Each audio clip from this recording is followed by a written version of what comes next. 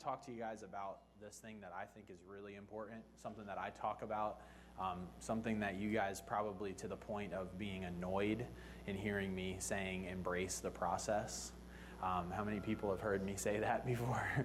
Probably everybody several times. And so I realized I've been praying and I was preparing. I feel really echoey. Am I really echoey? I was praying and preparing for everybody. All right, Lord, what do you want to say last week? Because this was supposed to be preached last week. And so he starts to give me, I'm just thinking about how I'm always talking about this thing called the process, and I've never actually spoken about the process. So tonight I want to try and prove or speak to you guys biblically about what the process looks like. And for those of you who haven't heard me talk to you about the process, I'm big into and a big believer in the prophetic word. I believe that the Lord has a purpose and a destiny for every single person that walks on the face of the earth. Yes, that means every single one of you, whether you feel like you've been disqualified or you feel like it wasn't for you in the past. I just want you to know that the Lord has a plan for even you as you're walking out the door. He has a plan and purpose for your life too, buddy. Just want to let you know. In case you didn't know. He knows. Yeah, no, come on in. Come in and be friends, man. Don't friendship, but you can be friends. Just want to let you know, no guy in here should ever use that word. Except for in its correct context. You should never use that one either. Unless your name's Brian Gonzalez. He's allowed for whatever reason. So the process, what it means is the prophetic word gets spoken. So we'll use Ben as an example. The word spoken over his life. Ben, one day you're going to lead many young people to Jesus. That you're going to stand in front of people and you're going to lead them towards the cross. That the younger generation that's behind you is going to look to you for strength. That's the word. Is that happening right now in his life? Yes, in some way. Yeah, that's like me. He literally looks up to Ben.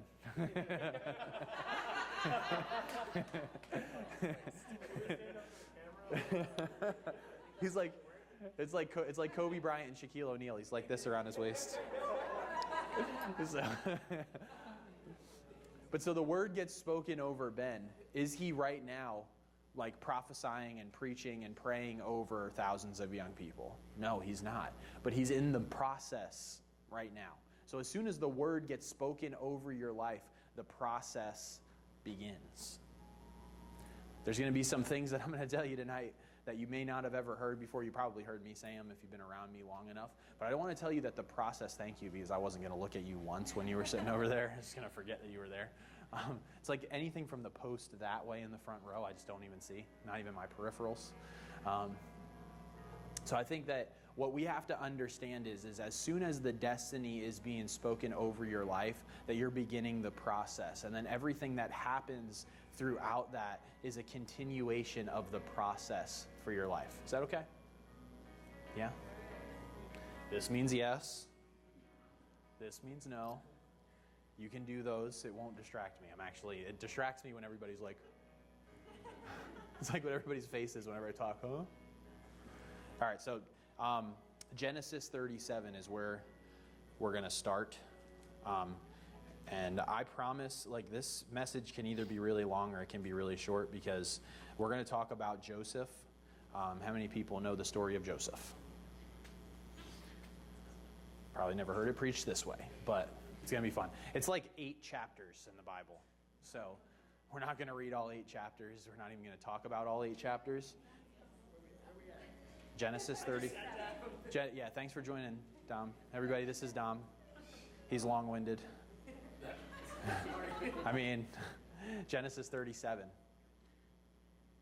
Genesis 37. So the process. So what I want to do, there's some truths that I want to pull out of this, but I just want to show you guys biblically what the process looks like. So tonight's probably not going to be as much of preaching. It's going to be more of teaching of what the process looks like. So we're going to look at Joseph and the way that the process played out in his life. And so I have 4 points that we're going to talk about throughout the story of Joseph. The first one is the beginning of the process. So it's the dream, the calling, and the destiny. If you're taking notes, the dream, the calling, and the destiny. Every process starts with a dream, a calling, and your destiny. It's a blank stare. Do you have a question? Yeah, I'm sorry. So we're on Genesis 37. Yes. Verse. I haven't even said it yet. Okay, thanks. It's going to be verse 5. But so every single plan, every single one of you in here, whether you know what your destiny is or whether you don't know. If you don't know, you should come and see me afterward, and we'll start asking the Lord for what it is. Every single person in here, your destiny started when you were born. But more importantly, the process started when you received the word of the Lord. Genesis 37, starting in verse 5. Joseph had a dream. When he told it to his brothers, they hated him all the more. How many people know that when you have a powerful call on your life, a lot of people are going to hate you? He said to them, "Listen to this dream I had. We were binding sheaves of grain out in the field when suddenly my sheaf rose and stood upright, while your sheaves gathered around mine and bowed down to it." His brothers said to him, "Do you intend to reign over us? Will you actually rule us?" And they hated him all the more because of his dream and what he said. Then he had another dream, and he told it to his brothers. "Listen," he said, "I had another dream, and this time the sun and the moon and the 11 stars were bowing down to me." When he told his father as well as his brother, his father rebuked him. How many people know that sometimes your dreams offend other people? There's a reason for that. His father rebuked him and said, "What is this dream you had? Will your mother and I and your brothers actually come and bow down to you, to the ground before you?" His brothers were jealous of him, but his father kept the matter in mind. See, Joseph received this dream that was like crazy. He's the youngest. Hebrew law stated that he got the least because he was the youngest. The oldest gets the most, 2/3. The rest share according to their birthright. So Joseph was owed the least in Hebrew law. So him saying, "All of you will worship me," is crazy.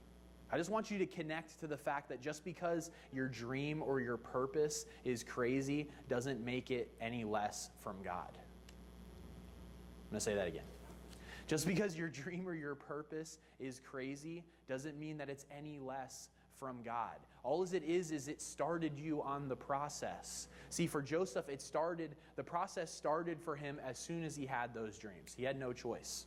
The process was set in stone. How many of you know that no word ever uttered from the voice of the Father ever, not sometimes, ever returns to him void without completing and accomplishing the purposes from which it was spoken? If you have a dream and a purpose on your life, you have no choice but to be in the process. You're in it right now. Everything that's happening according to the purpose. So Joseph has this dream, and so starts his process. Now he sees this at some point in the future. All of my family is going to bow down to me. I don't know what that looks like. He's obviously really excited about it because he's sharing with people. And so he's entering into this process. Point number 2, the difficulty in the process.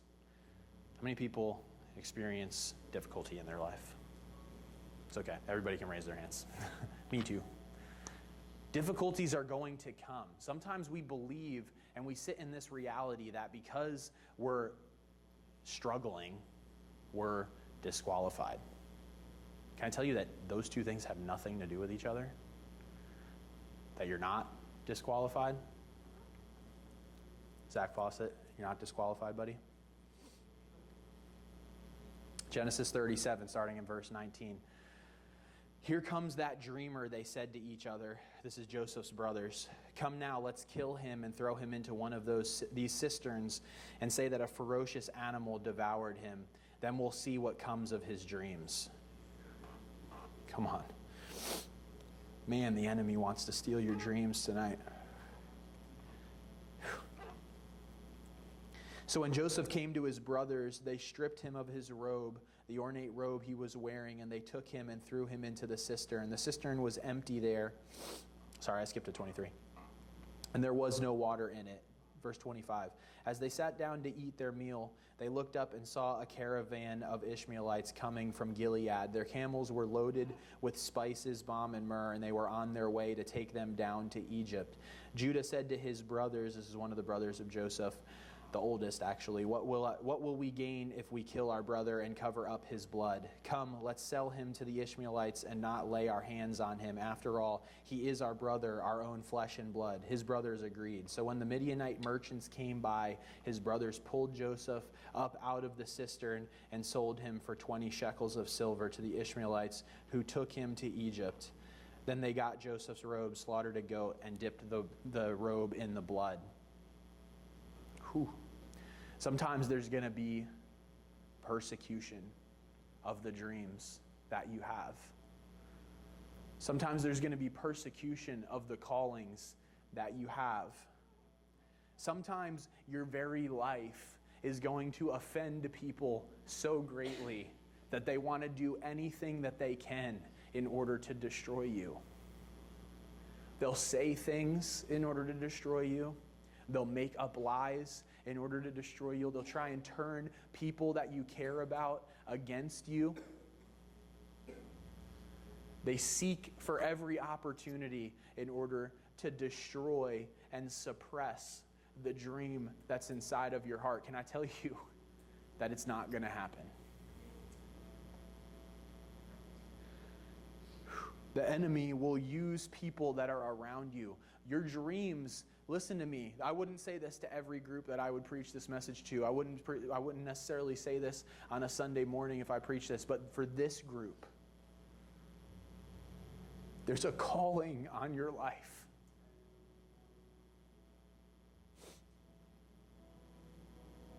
That makes the enemy hate you. There's a calling that's on your life that's going to make people that you don't even know hate you. There's a calling that's on your life that when you come into rooms, people are going to want to kill you and suppress the spirit that's on your life.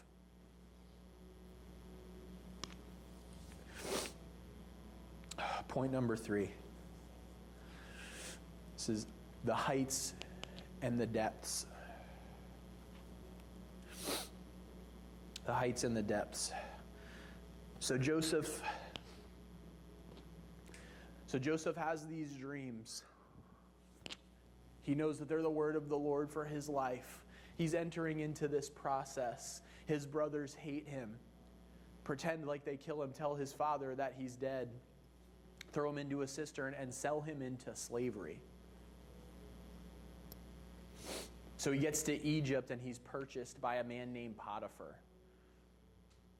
Potiphar was a ruler in Egypt. He was the captain of the guard of the jail for Pharaoh, had a big estate.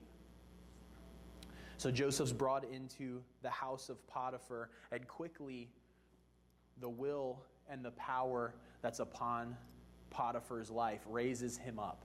So he's in this house, he's a slave. He's just doing the normal work of a slave, but he's very successful. The scripture actually says that the Lord's power and anointing was upon him, so it raised him up. So he comes to this place in the house of Potiphar where he's the greatest of everybody in the house. The only person who has more power or authority within this house of Potiphar is Potiphar himself. The scripture even says of him that Potiphar thought or wanted for nothing because he had entrusted everything into Joseph's life. Can I tell you that sometimes in your life, the favor the favor of the Lord that's on you is going to raise you up into heights that aren't actually your calling? Some of you didn't hear me when I just said that. Because of the anointing that's on your life, the Lord's going to raise you up.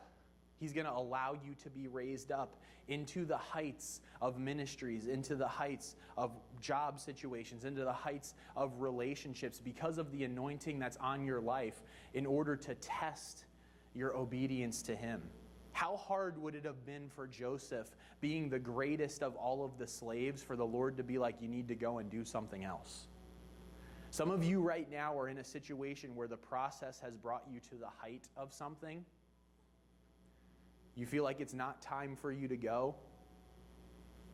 You feel like this is it, that this is what the Lord has called you to, that this is the dream and the destiny being established in your life. Can I tell you that it's not yet? That there's more for you? So he ascends them all the way up to be in charge of all of Potiphar's possessions. Genesis 39. Sorry, I should have told you that earlier, so you could have flipped a couple pages. Genesis 39, verse 6.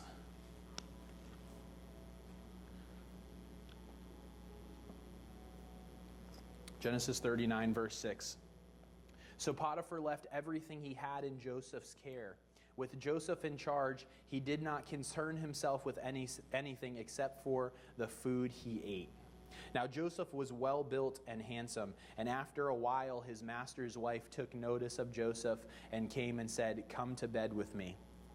But he refused. "With me in charge," he told her, "my master does not concern himself with anything in the house. Everything he owns he has entrusted to my care. No one is greater in this house than I am. My master has withheld nothing from me except you, because you are his wife. How then could I do such a wicked thing and sin against God?" And though she spoke to Joseph day after day, he refused to go to bed with her or even be with her.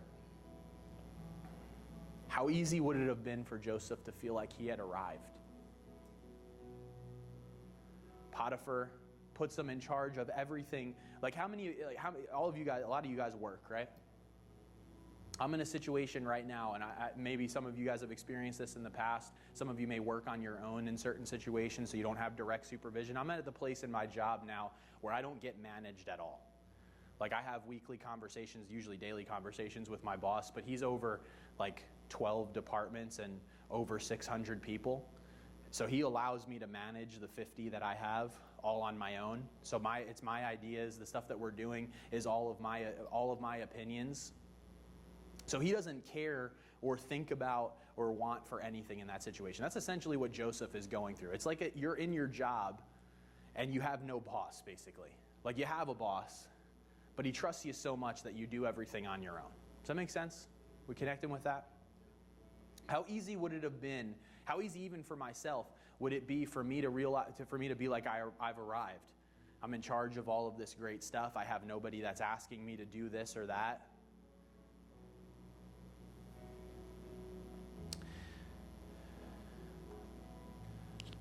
He gets elevated. The Lord raises him up.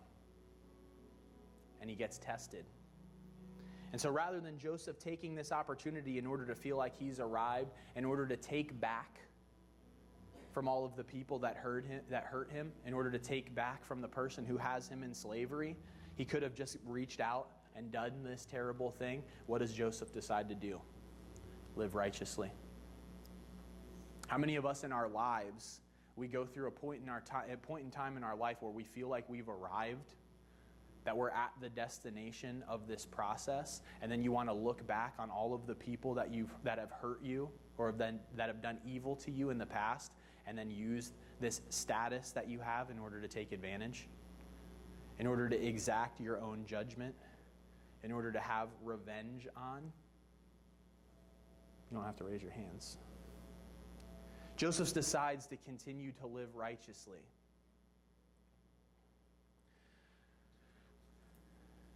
So Joseph, fighting with Potiphar's wife through this entire process, she continues to try and get him, even to the point where she comes into his room in order to try and seduce him and grabs, the word says, grabs a hold of his cloak. And so Joseph, in an envy to get away from her, in a frenzy to get away from her, runs, and she grasps his cloak and pulls it off, so he runs naked through the house. Potiphar's wife takes the advantage of getting Joseph in trouble. She goes to her husband and gets the servants to go to her husband and say, "Did you not see this young Israelite whom you've entrusted with everything, fleeing from my bedroom naked because he tried to seduce me and I said no?" You can read it for yourself, but that's basically the essence of what it is. So Potiphar, it says in the word Potiphar, burned with anger towards Joseph, since he had trusted him with everything, and so he threw him in prison. So go down to verse number 20. Joseph's master took him and put him in prison, the place where the king's prisoners were confined.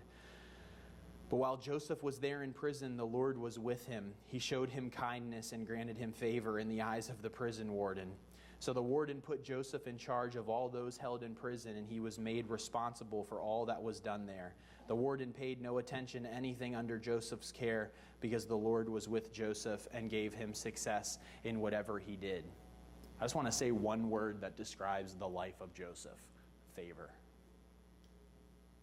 I just want to say one word that describes every single one of your lives: favor. Some of you don't realize that, but it's for you. So Joseph's in another situation. He's brought into prison unjustly. So first he's sold into slavery unjustly and he ascends. Next he's thrown into slavery essentially. Again, he's thrown into prison and he ascends, because the favor of the Lord is upon him. Each time he's not forgetting what the Lord has called him to. He's just living righteously and faithfully to the Lord. How many of us would be sold into slavery and then sold into prison and still be faithful? Not many of us. Want to know how I know? Because we don't even get thrown into prison or into slavery, and we still can act selfishly. When's it my turn? When are you going to establish it, God? You told me. One of my favorite ones is, we made an agreement when I got saved that this is what was going to happen. You ever said that one to yourself before?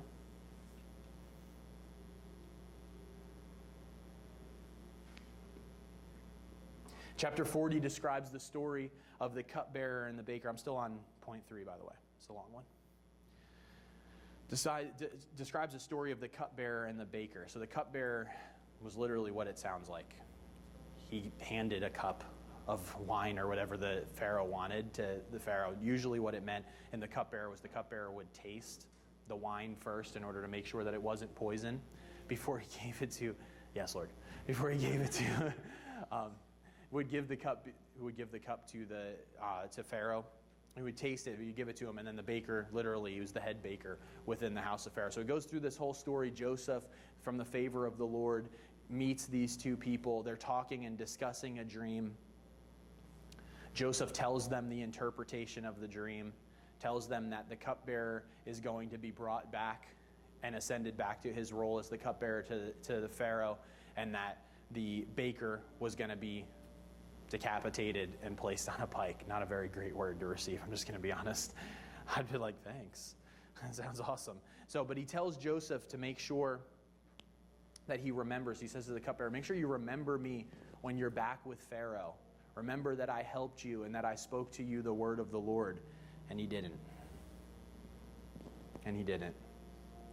So the cupbearer, same thing happens. 3 days later, the cupbearer gets ascended back up into into Egypt's palace. I mean, I don't know, maybe there's something there. But back into Egypt's palace, the baker gets decapitated and impaled.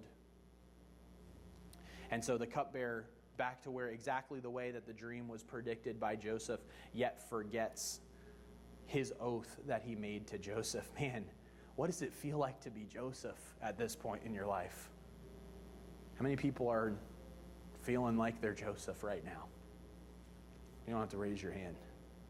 How many people are feeling like you've been sold into slavery by your family because of this dream? How many people feel like you've been thrown into prison by people who cared for you because of your righteousness in Jesus and this decision to love him? How many people feel like you're abandoned and forgotten by the people who have sworn an oath to you? Somebody. I don't know who. Verse number 20. I think I'm in 40. Sorry. Verse number 20. Now the third day was Pharaoh's birthday, and he gave a feast for all his officials. He lifted up the heads of the chief cupbearer. He He lifted up the heads of the chief cupbearer and the chief baker in the presence of his officials. He restored the chief cupbearer to his position so that he once again put the cup into Pharaoh's hand, but he impaled the chief baker, just as Joseph had said to them in his interpretation. The chief cupbearer, however, did not remember Joseph. He forgot him. Talk about depths. I'm just going to preach to me for a second, but I've been here. I've been in this. What about the dream, Lord?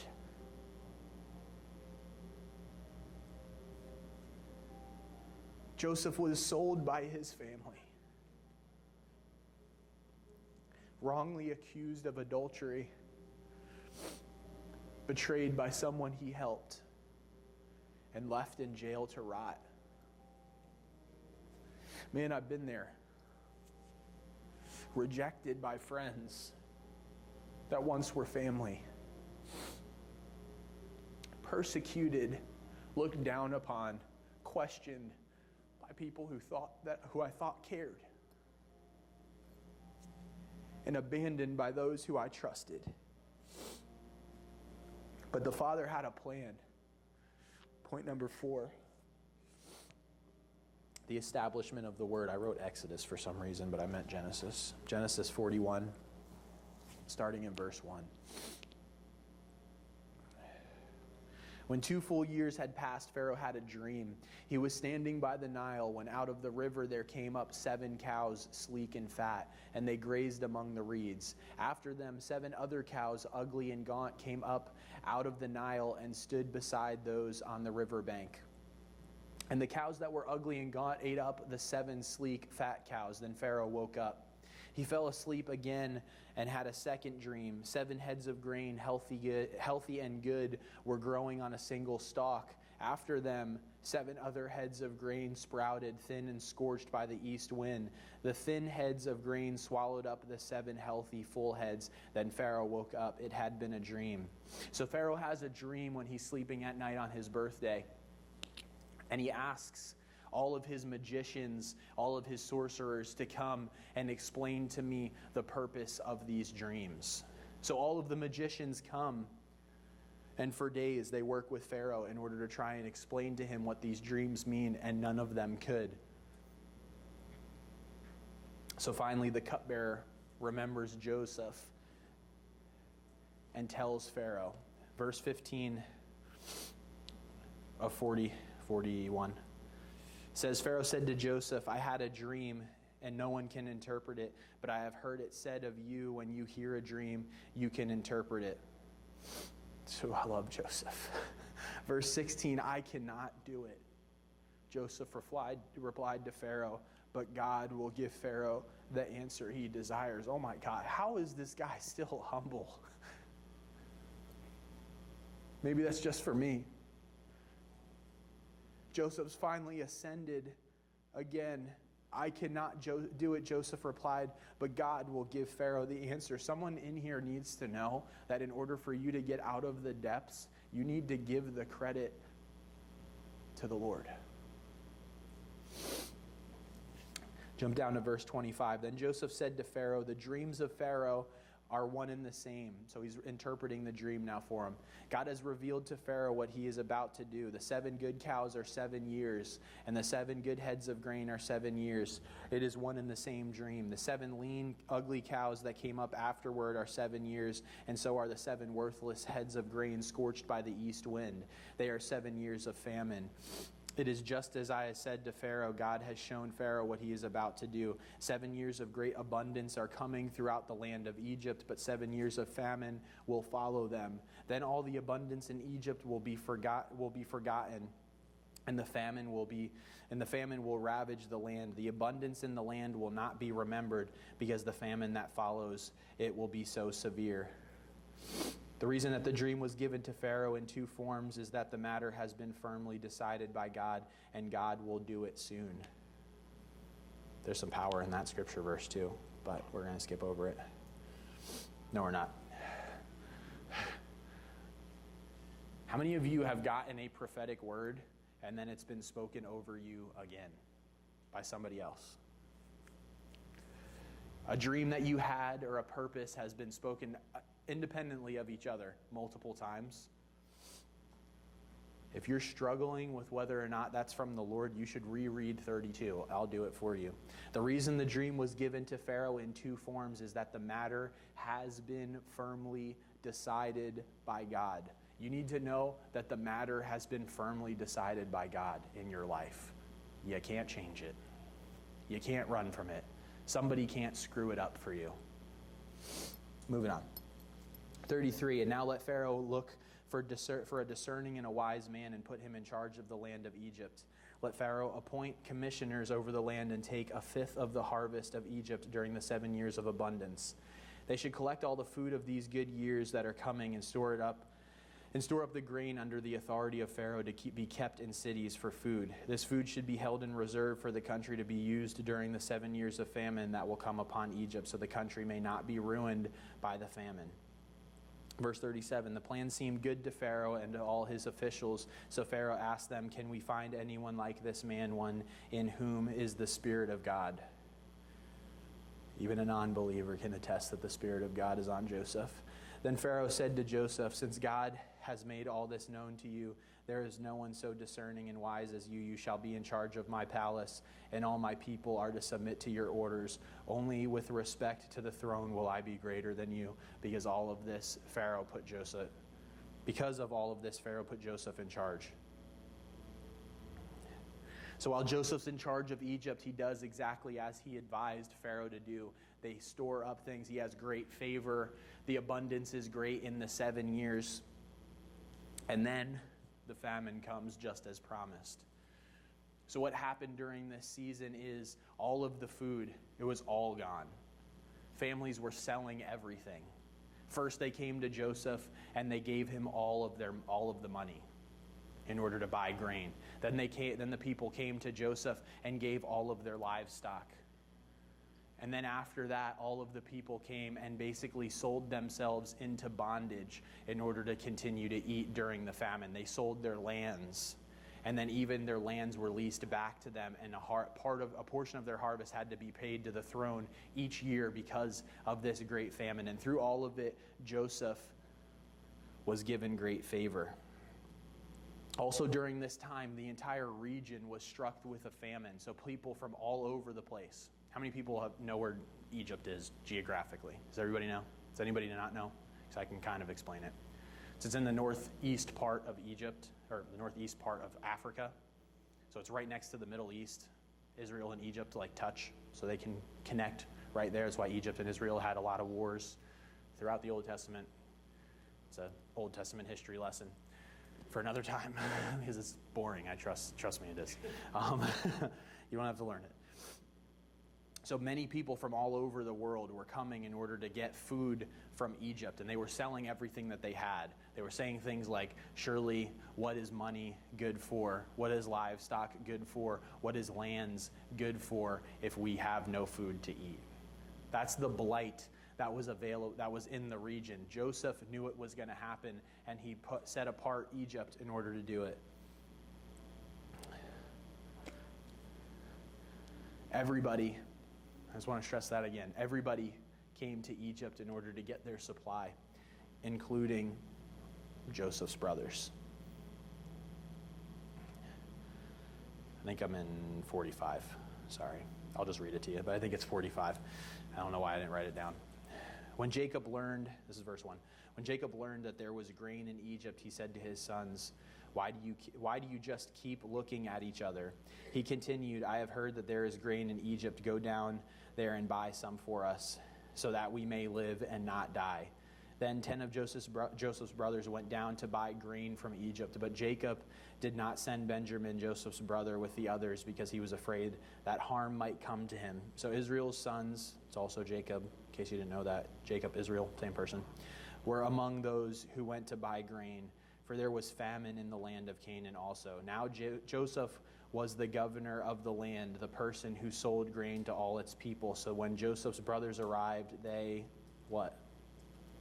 Bowed down to him with their faces to the ground. and thus the establishment of the promise. See, the dream that he had however many years ago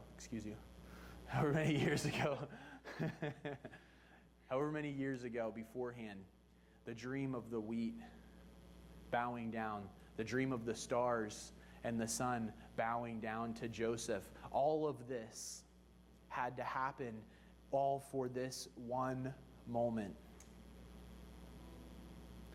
Some of you are in this right now, the heights and the depths. I promise you, there isn't a single person in here, including myself and Dick and Johanna. They don't even know it yet, but they're about to find out. That has fully established the calling that's on their life. There's more.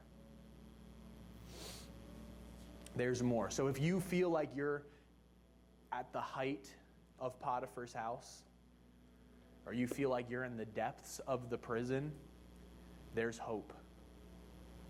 Don't allow yourself to get caught up in this, I've arrived.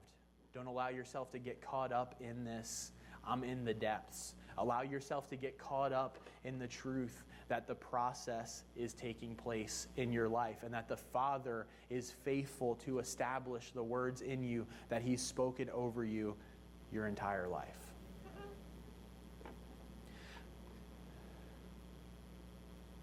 Genesis 50, verse 19 and 20 is like my two favorite scripture verses in the story of Joseph. So they're going back and forth. It ends up coming back. I didn't read the whole story, but Joseph sends his brothers back, goes through all this deception and stuff in order to make them fear for their lives and bring their father and all of their household with them. And so they all show up, and their brothers are repenting. The brothers are repenting to Joseph out of fear for their life and also fear of God because of the evil things that they did. And so Joseph says to his brothers, but Joseph said to them, do not be afraid. Am I in the place of God? You intending to harm, but God intended it for good, to accomplish what is now being done, the saving of many lives.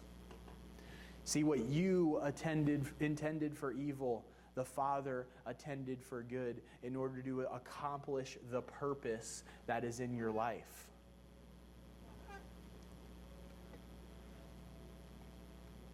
Three things that I think that we can learn from Joseph. Number one,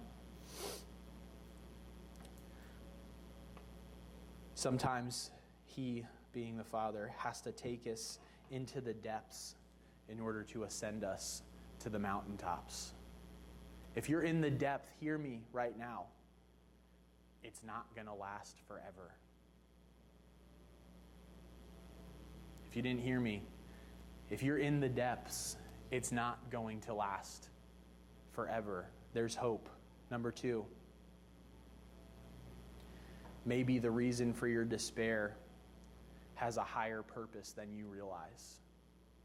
Maybe the depression, maybe the bad thoughts, maybe the evil things that are being done to you, maybe they're all for a purpose that's greater than you can realize. Do you think that Joseph, while he was sitting in a cistern dealing with the rejection of his brothers, could have foreseen that he was going to be Pharaoh's assistant and was going to save millions of lives in the region?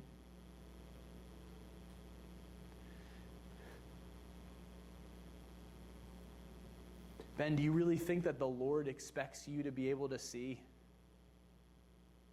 the end of the path from right here? Matt, you're just at the beginning of the path, man. Do you think that you have to have it all figured out right now? Hannah, feel like you have to have it all figured out right now? Both Hannahs? We have two, right? They both were like, which one? Both of you.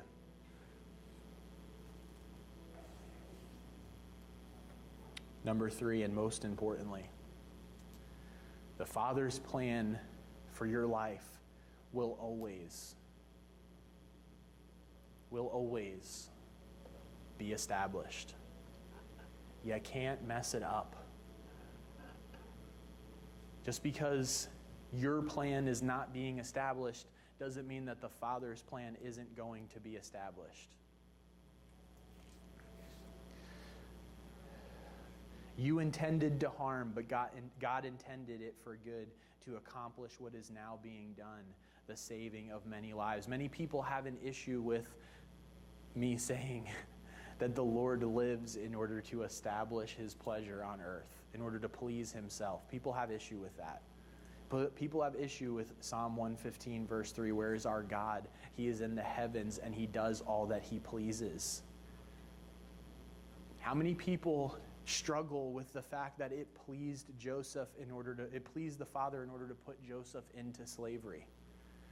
How many people you have to understand it pleased the Father in order to put him into jail. It pleased the Father in order to have him accused of adultery. It pleased him to have you struggle with alcohol. It pleased him to have you struggle with broken relationships. It pleased him to have you struggle with abuse. It pleased him. Fill in the blank. Why? Because he knew this was going to happen. See, we get caught up. All of us do, myself included. We get caught up in the right now. We get caught up in this perspective that the Lord doesn't know what's going to eventually happen. We know it. If I were to ask every single, if we were to poll the room, how many people believe that the Father knows what's going to happen in the future, everybody would agree with that. But when it comes down to it, when our feet are in the mud, when we're down in the depths, in the pit, it's so hard for us to understand that this is all for a higher purpose. I promise you, if you can grasp what I'm telling you right now, you are going to live such a free life. If you can grasp right now that the Lord wasn't pleased in order to have you go through those things because he delights in them, he doesn't. He doesn't delight in it. He's not a masochist. I think I've said that to my mom before.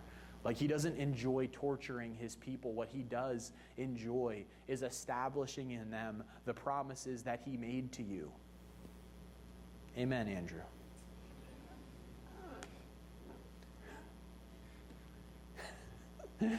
Sometimes I'm just preaching to myself, I think.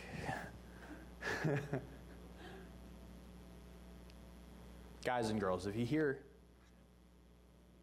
anything that I'm going to say tonight, you have to understand this one simple truth.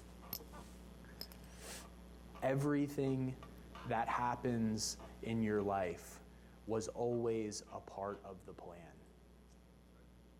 The plan is not ever changing. It doesn't keep on adapting to our decisions. It doesn't keep on moving according to our own drumbeat. It doesn't keep on going through time and eventually coming to a purpose at the end that's based on our actions. If you've ever been told, I want to break this off of you guys right now. If you've ever been told that your decisions are leading you down a path that you're not supposed to go, like, I rebuke that.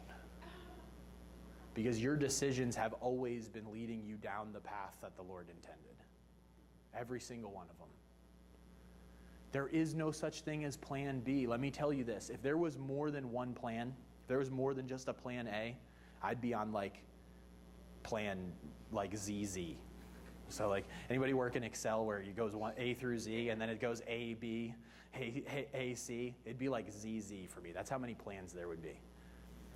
If the Lord was continuing to allow things to happen in your life and the way in which you made your decisions was going to ultimately end up ascending you somewhere, nobody would ever accomplish anything. Our purposes will lead us to destruction. His purposes will ascend us to the mountaintops. Hear me. You are right where you're supposed to be. You are right where you're supposed to be. Every single one of you is right where you're supposed to be. You're doing exactly what you're supposed to be doing. You can't mess it up. God, nobody likes that? Really? In a life where we're always being told that we're messing things up, that we're screwing things up, you guys aren't excited about you can't mess it up?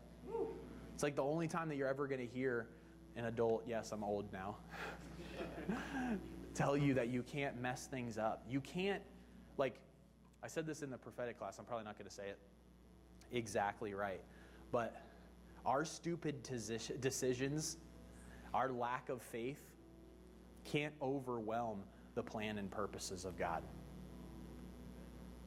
We give ourselves too much credit. We think that our boneheaded decisions can frustrate, like He's never frustrated. Can I tell you that the Lord is never frustrated? His purposes are never frustrated. I say this a lot jokingly, like Adam and Eve eat the fruit. God said, oops. No. He didn't say oops. He knew it was going to happen. He planned for it. All right, I'm preaching to myself right now, so I'm just going to stop. You guys are like, huh? Psalm 139. I wasn't planning on sharing this, but I'm going to share it anyway. Psalm 139, verse 1. O Lord, you have searched me, and you know me. You know when I sit and when I rise. You perceive my thoughts from afar. You discern my going out and my lying down. You are familiar with all my ways. Before a word is on my tongue, you know it completely, O Lord. You hem me in behind and before. You have laid your hand upon me. Such knowledge is too wonderful for me, too lofty for me to attain. Where can I go from your spirit? Where can I flee from your presence? If I go up to the heavens, you are there. If I make my bed in the depths, you are there. That's for somebody. If I rise on the wings of the dawn, if I settle on the far side of the sea, even there your hand will guide me. Your right hand will hold me fast. I say, surely the darkness will hide me, and the light become night around me. Even the darkness will not be dark to you. The night will shine like the day, for darkness is as light to you. For you created my inmost being. You knit me together in my mother's womb. I praise you because I am fearfully and wonderfully made. Your works are wonderful. I know them full well. My frame was not hidden from you when I was made in the secret place. When I was woven together in the depths of the earth, your eyes saw my unformed body. All the days ordained for me were written in your book before one of them came to be. All the days ordained for me were written in your book before one of them came to be. Can I tell you, He didn't write it in pencil. He wrote it in blood, His Son's blood, for you. If you seriously are sitting here and you believe, or you've been spoken to, or somebody has told you and gotten you to a place where you think that you're screwing it up, somebody got you to the place where you think that you're disqualified, somebody got you to the place where you think that you're screwing up your purpose and your destiny, I challenge you to read Psalm 139 every single day. I do. My last Bible, Psalm 139 and Isaiah 40, were falling out of my Bible. And Ephesians 1, those three. Like, read the promises over your life. They're here and available to you. You don't need to come here on Sunday night in order to get a dose of reality. You can get it Monday morning as well. You need to know.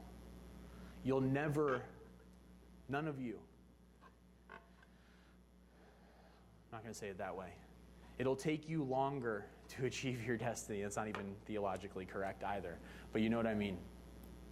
Guys, you will only, this is the best way to say it, you will only establish your destiny when you realize that it's being established right now.